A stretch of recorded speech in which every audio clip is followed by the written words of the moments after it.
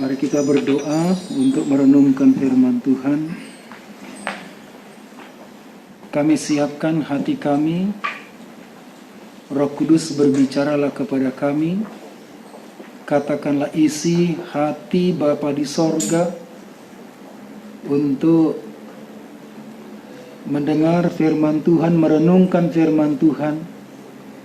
Apa yang Tuhan mau ubahkan dalam hidup kami, apa yang Tuhan mau luruskan di dalam hati kami, apa yang Tuhan mau tambahkan menjadi pengalaman baru, belajar dari firman-Mu. Berbicaralah kepada kami, berkatilah kami dengan firman-Mu. Kami siapkan hati kami, telinga kami, dan Roh Kudus. Ini waktu-Mu untuk menyatakan kehendak Bapa, dan kami dapat mengalami perjumpaan dengan firman Tuhan pagi ini dalam nama Tuhan Yesus. Haleluya. Amin. Amin. Silakan duduk Bapak Ibu saudara-saudaraku.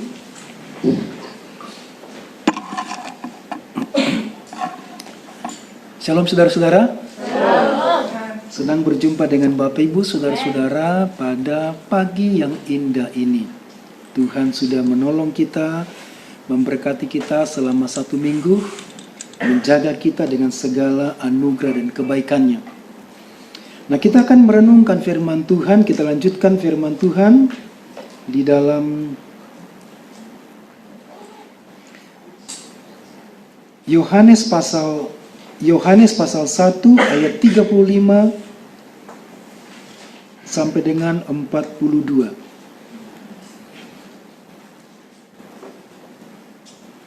Kita sudah membaca minggu lalu ayat 35 sampai 39, dan sekarang kita masuk di ayat 38 sampai dengan 42. Kalau sudah menemukan, amin. Saya bacakan demikianlah firman Tuhan ayat 38. Tetapi Yesus menoleh ke belakang, ia melihat bahwa mereka mengikuti dia. Lalu berkata kepada mereka, "Apakah yang kamu cari?" Kata mereka kepadanya, "Rabi," artinya guru, "di manakah engkau tinggal?" Ia berkata kepada mereka, "Marilah dan kamu akan melihat." Mereka pun datang dan melihat di mana ia tinggal, dan hari itu mereka tinggal bersama-sama dengan dia. Waktu itu kira-kira pukul 4. Salah seorang dari keduanya yang mendengar perkataan Yohanes lalu mengikut Yesus adalah Andreas, saudara Simon Petrus. Andreas mula-mula bertemu dengan Simon saudaranya, dan ia berkata kepadanya, "Kami telah menemukan Mesias," artinya Kristus. Ia membawanya kepada Yesus. Yesus memandang dia dan berkata, "Engkau Simon anak Yohanes, engkau akan dinamakan Kefas," artinya Petrus. Amin. Saudara-saudara, di ayat ini kita melihat 2 calon murid yang kemudian dipilih oleh Tuhan Yesus menjadi murid yang pertama, yaitu Andreas, dan satunya lagi tidak disebutkan namanya, tapi banyak penafsir setuju kalau ini adalah Yohanes, penulis Injil Yohanes. Ada disebutkan Yohanes di sana, tapi itu adalah Yohanes Pembaptis, guru dari 2 murid tadi yang mengikut Yesus. Di ayat 38, mereka mengikut Yesus, dan Yesus bertanya kepada mereka, "Apakah yang kamu cari?" Saudara-saudara, pertanyaan ini adalah sebuah undangan istimewa bagi kedua murid. Apakah yang kamu cari?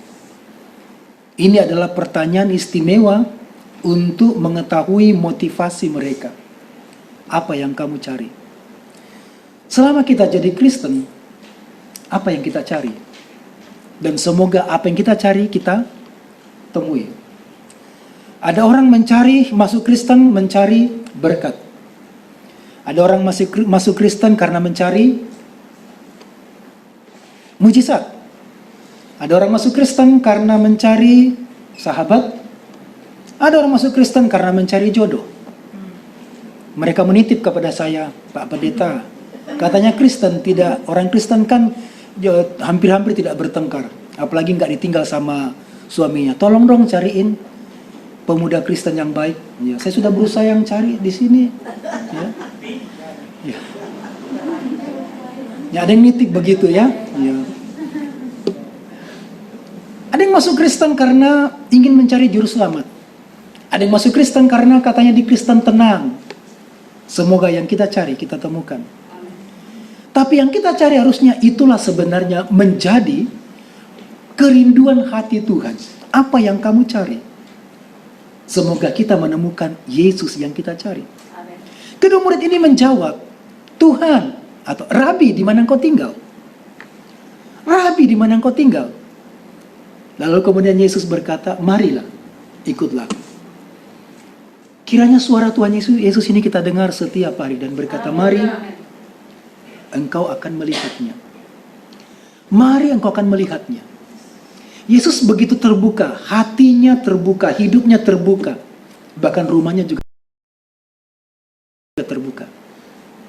Biasanya seorang guru tidak mau memperlihatkan rumahnya. Apalagi orang itu tinggal di rumahnya. Merepotkan. Menghabiskan makanan. Beberapa guru bukan karena merepotkan sehingga murid-murid tidak diajak di rumahnya, tetapi itu berarti bahwa semua kelihatan. Jadi kalau mau tahu kami, tanya Alan ya. Ya. Jangan dengar orang lain yang tidak tinggal dengan kami. Iya, tanya Alan yang lebih tahu persis dengan keadaan kami. Nah, Yesus begitu terbuka. Mari lihatlah. Beberapa guru tidak mau mengajak muridnya karena pasti semua kelihatan, semua terbuka. Dan beberapa di antaranya kemungkinan penipu, punya motivasi yang buruk. Tapi Yesus motivasi untuk mengubahkan. Dengan kata Yesus undangan yang paling indah, mari datanglah dan engkau akan melihat. Kira-kira apa yang dilihat oleh murid-murid? Bukan rumahnya Yesus. Mari datanglah engkau akan melihat. Jadi nyambung pertanyaan Yesus, apa yang kamu cari? Dan murid-murid berkata, Tuhan, Rabi, kalau kami bicara di sini terbatas. Kalau Yesus mengajar kami di pinggir jalan terbatas, di mana Rabi tinggal? Bukan mau melihat rumahnya, bukan mau sekedar menginap dengan Yesus, tapi mereka ingin bersekutu dengan Yesus. Karena bagi mereka, pengajaran yang hanya 1 jam, 2 jam di pinggir jalan, itu tidak banyak mengubahkan mereka. Ibadah kolektif sekarang 1 jam tidak banyak mengubahkan kita. Saya tidak mengecilkan arti ibadah, tapi ada ibadah yang paling indah, yaitu ibadah pribadi dengan Tuhan. Banyak orang berkata, kapan buka gereja? Ada pendeta berkata, apakah ibadah sudah dimulai? Ibadah selalu dimanapun. Karena Allah itu roh, maka sembahlah Tuhan dalam roh dan kebenaran. Kita membutuhkan ibadah kolektif untuk saling menguatkan. Ada gairah betul ya. Kalau kita di rumah sendiri kadang-kadang kudang gairah, apalagi nonton Facebook sambil minum kopi, pakai baju singlet, ya. Katanya ibadah, lalu sambil makan, katanya ibadah, ya tahu model ibadah sekarang ya. Ya. Memang kadang-kadang kita membutuhkan sentuhan, touch, di kita berhimpun bersama-sama. Ketika kita ibadah sendiri kok tidak ada gairah. Kita berjumpa bersama-sama, ada sukacita yang besar, ada gairah yang besar. Karena kita melihat ada orang yang sukacita menyembah Tuhan. Kita melihat ada saudara kita. Apalagi setelah ibadah kita saling bersaksi, kita saling menguatkan. Itu yang membuat kita ingin ibadah bersama-sama. Tapi bagaimanapun saudara kita membutuhkan itu, ada ibadah yang paling kita butuhkan selain ibadah kolektif, ibadah pribadi. Kedua murid ini ingin beribadah dengan Yesus, menyembah Yesus, bahkan mengalami hadirat Yesus secara pribadi. Dan apa yang mereka temukan? Mari, lihatlah dan engkau akan melihat. Apa yang mereka lihat? Mereka tidak melihat model ibadahnya. Mereka tidak melihat model bangunannya. Sekarang, Orang tidak melihat model bangunan karena hampir-hampir beberapa gereja tidak melihat model bangunan gereja. Bahkan sound system sudah banyak yang tidak dipakai. Zaman sekarang. Mari datanglah engkau akan melihat. Apa yang mereka lihat? Perhatikan di ayat 41. Andreas mula-mula bertemu dengan Simon, saudaranya. Dan dia berkata kepadanya, kami telah menemukan Mesias. Kami telah menemukan Mesias. Mari lihatlah. Mari datang, engkau akan melihat. Dan apa yang mereka lihat? Kami menemukan Mesias. Saudara-saudara, doa saya, harapan saya, supaya umat Tuhan yang mengikut Yesus, mengejar Yesus, berjumpa dengan Yesus yang sebenarnya. Apakah ada Yesus yang tidak sebenarnya? Ada. Kita mencari Yesus hanya karena melihat tangannya, berkat-berkatnya. Kita tidak mencari Yesus karena wajahnya. Kita tidak mencari Yesus karena keselamatan yang diberikan. Ada orang-orang membutuhkan Yesus karena mujizatnya saja. Ada orang membutuhkan Yesus karena mencari ketenangan. Ada orang membutuhkan Yesus karena harapan-harapan, mimpi-mimpi, cita-cita, berkat-berkat yang begitu mereka nantikan. Tapi dua murid ini, apa yang kamu cari? Rabi, di mana engkau tinggal? Mari, datanglah dan kamu akan melihat. Nah, saudara-saudara, mereka menemukan Yesus. Apa yang menjadi latar belakang sampai mereka berjumpa dengan Yesus? Mari kita lihat ayat 39. Ayat 39 berkata, Yesus berkata kepada mereka, mari dan kamu akan melihatnya. Mereka pun datang dan melihat di mana ia tinggal. Dan hari itu mereka tinggal bersama-sama dengan dia. Tinggal bersama-sama dengan dia. Dan waktu itu kira-kira pukul 4. Dalam bahasa Indonesia, dalam Alkitab kita, Alkitab bahasa Indonesia ditulis pukul 4. Tidak disebutkan apakah itu 4 pagi atau 4 sore. Terjemahan dalam bahasa Indonesia yang lain, misalnya terjemahan Melayu atau bahasa Indonesia sehari-hari menulis pukul 4 sore. Dalam bahasa Inggris, khususnya KJV atau dalam bahasa Yunani, bahasa aslinya ditulis jam ke-10. Bukan jam 10, tapi ke-10. Beda ya? Jam 10 dengan ke-10. Kata jam ke-10 itu menunjuk jam yang dipakai oleh orang Yunani atau oleh orang Roma. Orang Roma atau orang Yunani waktu itu memakai jam ke menunjukkan untuk aktivitas mulai. Orang Yahudi memulai hari baru itu jam 6 sore. Lalu kemudian mereka istirahat 12 jam sampai jam 6 pagi mereka siap untuk bekerja. Jadi jam permulaan bekerja itu adalah jam 6. Coba kita hitung. Jam 6, 7, 8, 9, 10, 11, 12. Jam 1, jam 2, jam 3, jam 4. Jadi benar ini adalah jam 4. Jam 4 sore, bukan jam 10 pagi. Beberapa yang menafsirkan jam 10 pagi. Nah, jam 4 sore itu ada apa? Jam 4 sore itu adalah kita masih bekerja ya. Kita istirahat biasanya jam 5 atau jam 6. Di orang di Israel bekerja itu selesai sampai jam 5 atau jam 6. Kita pernah mengadakan pelatihan beberapa minggu yang lalu dan tuan dari pemilik kebun anggur mencari tenaga-tenaga untuk bekerja. Mulai dari jam 6, jam 9, bahkan kemudian pemilik pohon anggur ini, kebun anggur ini keluar jam 4 dan menemukan orang untuk bekerja. Bekerja jam 5, 1 jam saja. Jadi jam 4 itu bicara tentang aktivitas yang padat. Jam 4 itu bicara tentang masih ada waktu untuk bekerja. Tapi dua calon murid ini meninggalkan aktivitas. Jam 4 mereka bisa pulang ke rumahnya dulu. Masih aktivitas ini bukan tengah malam sampai boleh nggak saya nginap tengah malam. Bukan, ini masih aktivitas. Jadi masih bisa bekerja, masih bisa berjumpa dengan keluarga, masih bisa pulang ke rumahnya.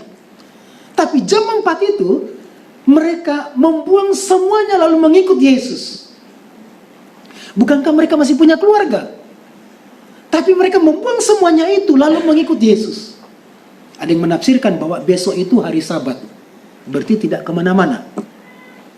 Ada kesempatan bagi mereka untuk belajar lebih banyak dari Yesus.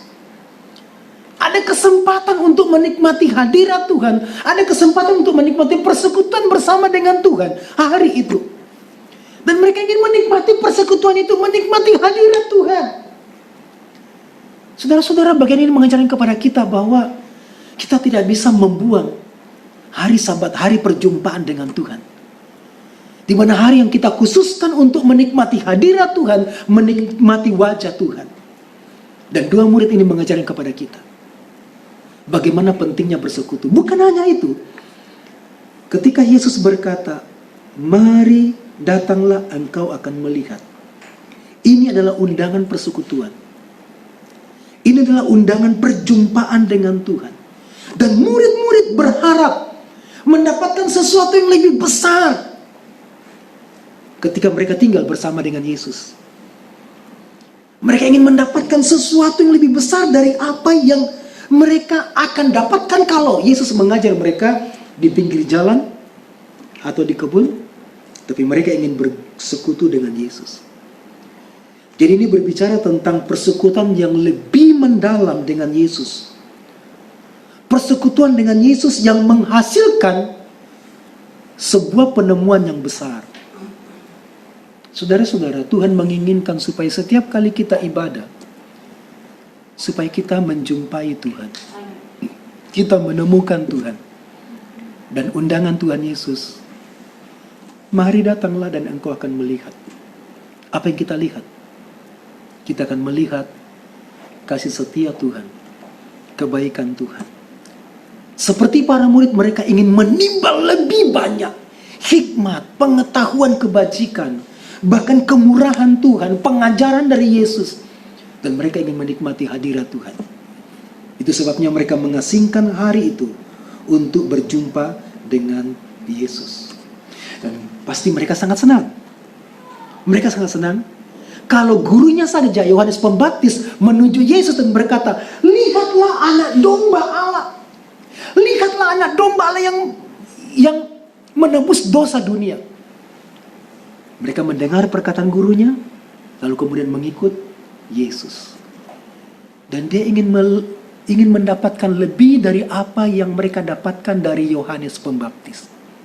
Dia ingin mendapatkan lebih dari apa yang dikatakan oleh gurunya kemarin atau barusan tadi pagi. Dia ingin mendapatkan lebih daripada Yesus, lebih. Dan berkat itu akan mengenyangkan kita. Berkat dari Yesus, pengenalan firman, Tuhan akan memuaskan kita dengan sukacita ilahi. Dan Tuhan mau supaya kita mengalami perjumpaan itu terus-menerus, saudara-saudara. Tuhan tidak mau hanya kita datang setiap kali ibadah, tapi Tuhan mau mengenyangkan kita dalam ibadah itu, dalam perjumpaan itu. Tuhan tidak mau hanya kita memenuhi target untuk membaca Alkitab selesai dalam setahun. Saya sudah membaca selesai dua kali, dan ketiga kali belum tuntas-tuntas juga. Tuhan senang kalau kita membaca firman Tuhan, tapi lebih daripada itu, Tuhan senang kalau kita menemukan Tuhan dalam pembacaan firman Tuhan. Tuhan begitu senang pada waktu kita menjumpai Dia, tapi Tuhan lebih senang lagi pada waktu kita menemukan Dia. Amin, saudaraku. Amin. Apa yang kita sudah temukan setelah kita mengikuti Yesus sekian lama? Apa yang kita sudah temukan? Bagi murid baru ini, jam 4 sore, nginap sampai malam, lalu kemudian besok pagi bangun, dan mereka ingin terus berbicara. Saya merasakan waktu persekutuan ibu-ibu gembala, beberapa hamba-hamba Tuhan nginap di sini dan pengen ngobrol terus sampai jam 12:30 malam. Saya sudah ngantuk sekali padahal. Katanya, mumpung dengan Pak Ketua kita ngobrol lagi ya. Saya sudah ngantuk ya, sudahlah ngantuk ya. Ngobrol lagi sampai jam 1 ya. 1:30 saya merasa sudah kecapean. Saya membayangkan kedua murid ini ingin menimbal lebih banyak lagi. Mereka haus akan Yesus, ingin dipenuhi dengan Yesus, kasih Yesus, kebaikan Yesus. Dan mereka, apa yang mereka temukan? Pertemuan yang beberapa jam itu dengan Yesus, sampai besok mereka diajar Yesus. Lalu kemudian di ayat 41 dikatakan, mereka datang, kedua murid ini berpencar. Setelah menemukan Yesus, berjumpa dengan Yesus, Andreas lalu mencari saudaranya. Ayat 41 di sana dikatakan, Andreas mula-mula bertemu dengan Simon, saudaranya, dan ia berkata kepadanya, kami telah menemukan Mesias. Andreas mula-mula bertemu dengan Simon. Kata mula-mula itu bisa berarti pertama-tama. Pertama-tama. Atau mula-mula adalah orang yang pertama kali menjumpai Petrus. Jadi mula-mula ini adalah orang yang pertama kali atau orang yang pertama dijumpai. Apakah ini benar-benar pagi? Jadi setelah sore kemudian malam mereka belajar dan pagi berjumpa dengan Yesus. Sebelum aktivitas dimulai, Andreas mencari saudaranya. Ada kerinduan yang besar berjumpa dengan Yesus, mengalami perubahan dengan Yesus. Kemudian Tuhan mengubahkan hatinya, perasaannya. Timbul rasa kasihan kepada saudaranya. Selama dia mengikut Yohanes Pembaptis, tidak ada rasa kasihan kepada saudaranya. Dia dapat ilmu teologi yang bagus dari Yohanes Pembaptis, tapi tidak mengubahkan perasaannya. Tapi dari sore sampai malam, Tuhan mengubah perasaannya dan ada rasa sedih, rasa kasihan. Saudaranya bukan tidak tahu teologi, tapi saudaranya tidak berjumpa dengan Yesus. Maka bangun pagi, dia ingin mencari saudaranya pertama-tama. Jadi pertama-tama adalah orang yang pertama dijumpai oleh Simon Petrus adalah Andreas yang sudah diubahkan oleh Yesus. Dan orang yang pertama dijumpai oleh Andreas adalah saudaranya sendiri, Simon Petrus.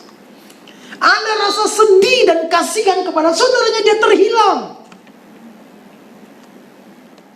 Ada rasa berduka, dia akan binasa. Itu sebabnya yang paling dia cari adalah saudaranya. Iya. Betul deh, Alfian. Ya. Ada rasa duka. Sering dengar ceritanya Alfian waktu naik trek ya, wah tidur di trek lah katanya, dibuat trek. Ada rasa sedih, ada rasa kasihan, bertengkar dengan saudaranya, ada rasa sedih, ada rasa kasihan. Saudara-saudara, ini yang mereka temukan. Kami menemukan Mesias. Karena mereka menemukan Mesias, ada rasa sedih. Kami kok ketemu juru selamat. Saudara, saya tidak ketemu juru selamat.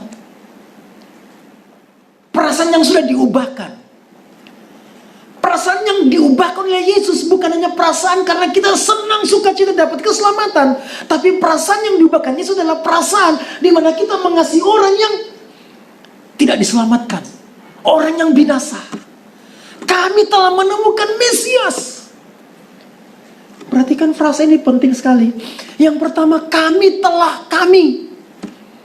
Padahal Andreas datang sendiri dan ketemu saudaranya, dia berkata kami. Mungkin sama Petrus berkata kami itu siapa? Enggak ada rasa bangga. Dan dia tidak berkata, ini penemuan saya. Kami telah menemukan Mesias karena undangan dari Mesias itu sendiri. Dia membuang rasa sombongnya. Bukan saya. Tapi kami. Kita harus kadang-kadang berusaha menghilangkan kata saya, apalagi suami istri. Waktu itu saudara-saudara saya, bukan saya, kami telah menemukan Mesias. Yang kedua adalah Mesias. Kata Mesias itu ada tiga atau empat arti makna. Yang pertama, Mesias itu artinya raja. Raja yang diurapi, raja yang dijanjikan dalam perjanjian lama, dinubuatkan, dijanjikan. Dan mereka menunggu-nunggu kapan raja itu akan datang. Yang kedua, Mesias itu artinya pembebas. Mereka menantikan pembebasan dari penderitaan, pembebasan dari dosa, pembebasan dari kutuk, bahkan pembebasan dari iblis. Tapi mereka menerjemahkan, orang Israel menerjemahkan raja pembebas itu adalah membebaskan mereka dari penjajah Romawi.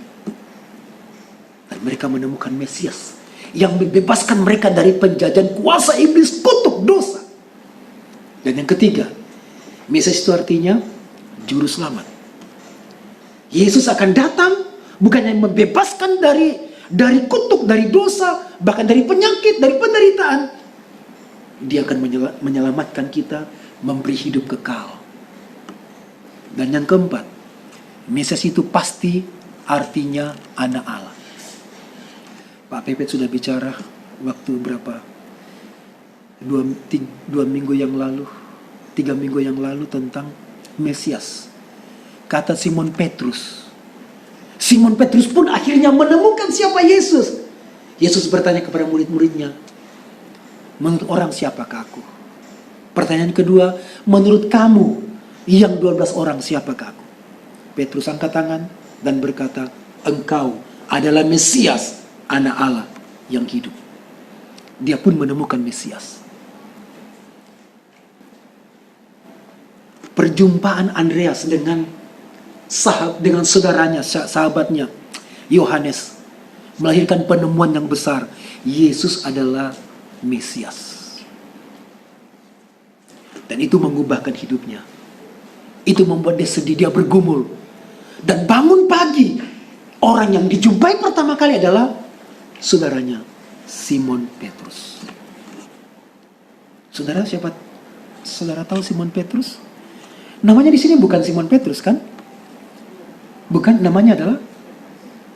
Bukan. Namanya adalah Simon. Petrus itu nama belakangan. Kata Yesus, engkau akan dinamakan Kefas. Akan dinamakan Kefas. Yesus butuh waktu yang cukup panjang untuk mengubah seorang yang bernama Simon. Namanya tadinya bukan Simon Petrus, namanya cuma Simon. Atau Simon anak Yohanes. Simon itu artinya ilalang. Simon itu artinya orang yang tidak punya pendirian. Adiknya tahu. Ini adiknya atau kakaknya Andreas ini. Andreas tahu persis siapa saudaranya itu. Simon artinya bukan cuma arti namanya, betul karakternya itu adalah seorang ilalang. Tidak kuat pendiriannya. Tidak tahan, dia orang lemah. Makanya waktu ketemu dengan Yesus, Yesus berkata, kamu akan dinamakan Kefas. Itu bahasa Aram. Artinya Petrus. Petrus itu adalah batu karang. Kenapa? Karena orang ini lemah. Itu sebabnya pergumulan malam itu, pergumulan Andreas akan saudaranya ini, pasti saudaraku binasa ini, pasti mati. Dia orang yang lemah. Mungkin dia pernah jadi murid Yohanes, tapi nggak batal, nggak jadi karena lemah. Kadang-kadang Simon Petrus itu menggambarkan kita, orang yang lemah dan butuh orang untuk menolong kita, membawa pada perjumpaan kepada Yesus. Sedikit ada masalah, kita lemah.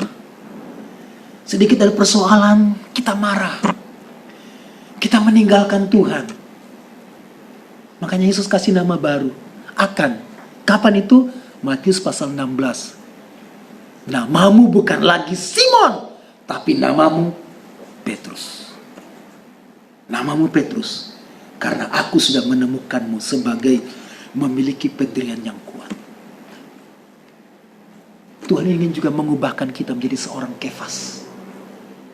seorang Petrus yang memiliki pendirian tentang Mesias. Tapi sebelum itu terjadi, Tuhan mau mengubahkan hidup kita berjumpa dengan Dia, dan mengubahkan perasaan kita terhadap orang sekitar kita.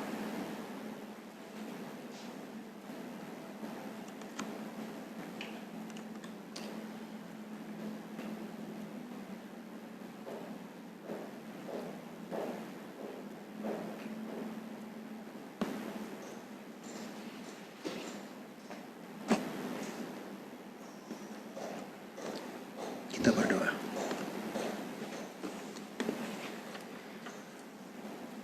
Tuhan Yesus,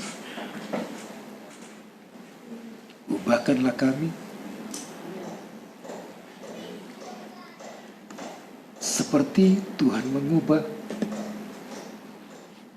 Andreas dan Yohanes.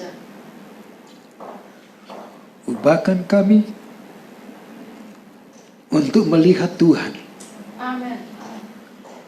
Ubahkan kami untuk melihat orang sekitar kami. Ada banyak saudara kami yang binasa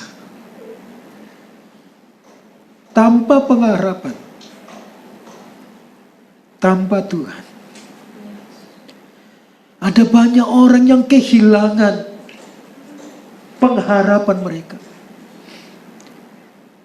Ubahkan perasaan kami kepada orang-orang yang terhilang.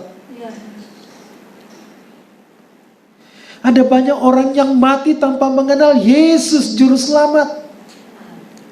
Ada orang yang mati tanpa pengharapan, tanpa kehidupan kekal.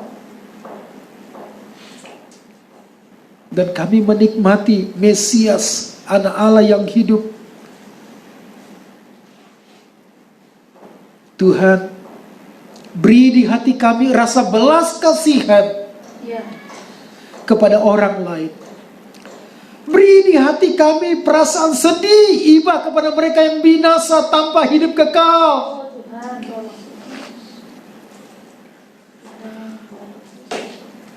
Tolong kami Tuhan untuk menanggapi maksud-Mu.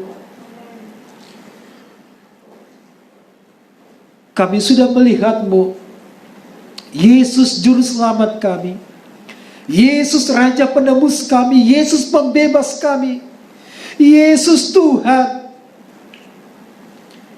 Tapi di luar sana ada banyak orang yang tidak mengalami-Mu, tidak berjumpa dengan-Mu.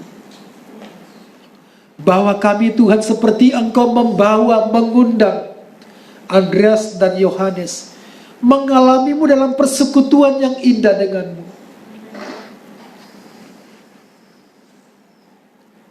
Tuhan, beri hati bagi kami, hati yang penuh belas kasihan kepada orang-orang yang belum mengenal-Mu.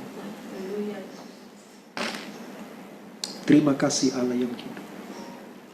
Terpuji nama-Mu. Pertemukan kami dengan orang-orang yang Tuhan mau selamatkan melalui hidup kami.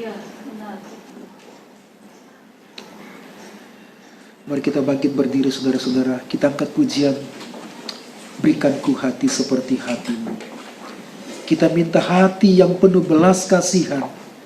Seperti Yesus, seperti murid-murid yang berbelaskan kepada saudaranya. Andreas membawa Simon Petrus. Yohanes membawa Yakobus. Filipus membawa Nathanael datang kepada Yesus. Berikanku hati seperti hati-Mu.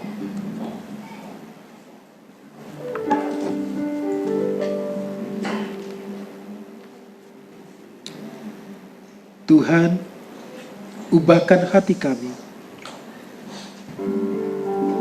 Beri hati yang berbelas kasihan kepada orang-orang yang belum diselamatkan. Haleluya.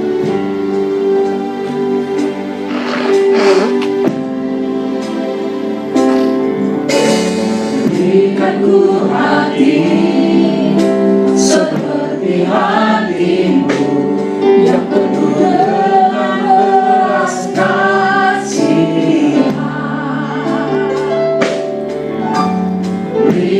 memandangku mata seperti matamu memandangku yang di sekelilingku.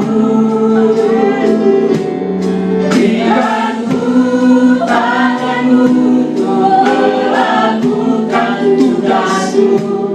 Berikanku kakimu melangkah dalam rencanamu.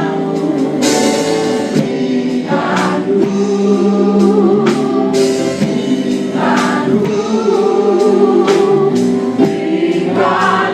hatimu.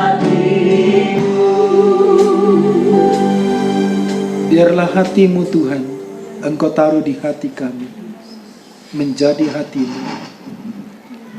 Sahabat kami, para sahabat kami, orang-orang sekitar kami, mereka kehilangan hidup kekal. Mereka pasti binasa kalau tidak mengalamimu Tuhan. Kami sudah menemukanmu, tolong kami untuk membagikan pengalaman perjumpaan dengan Tuhan kepada orang lain. Selamatkanlah orang-orang sekitar kami. Selamatkanlah orang-orang sekitar kami Tuhan. Selamatkanlah saudara-saudara kami Tuhan, sahabat kami.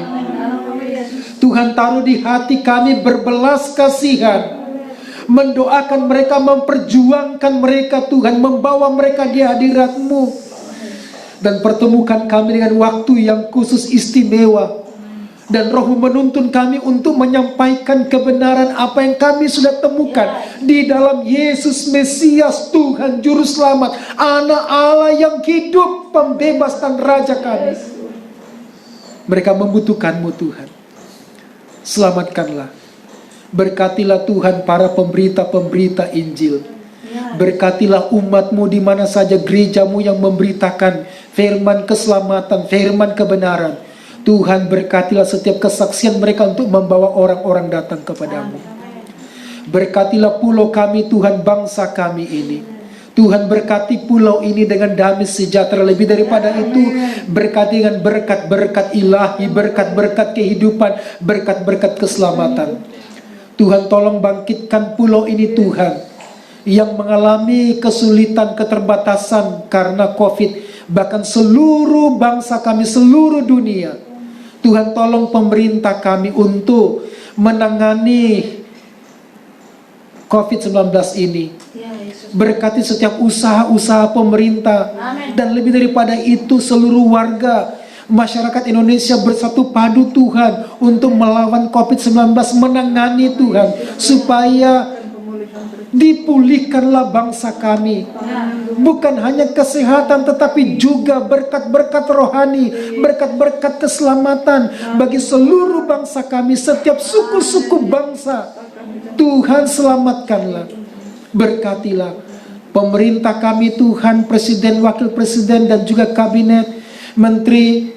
Tuhan, tolonglah mereka di dalam memikirkan kemajuan bangsa kami. Berkatilah Tuhan setiap usaha mereka untuk membangun bangsa kami ini.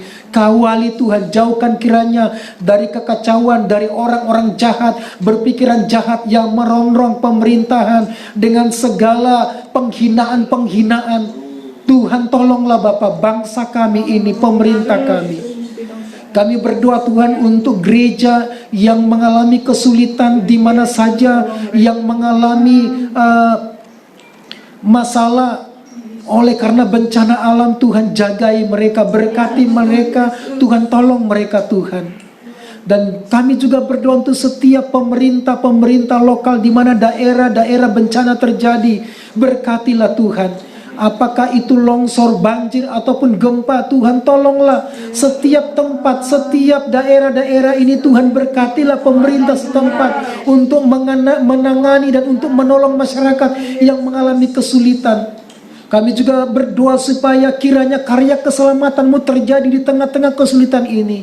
Berikanlah kiranya mimpi-mimpi, penglihatan-penglihatan, mujizat-mujizat dari Tuhan Yesus Kristus untuk menyatakan karya keselamatan bagi bangsa ini dan bagi seluruh dunia. Tuhan, kami berdoa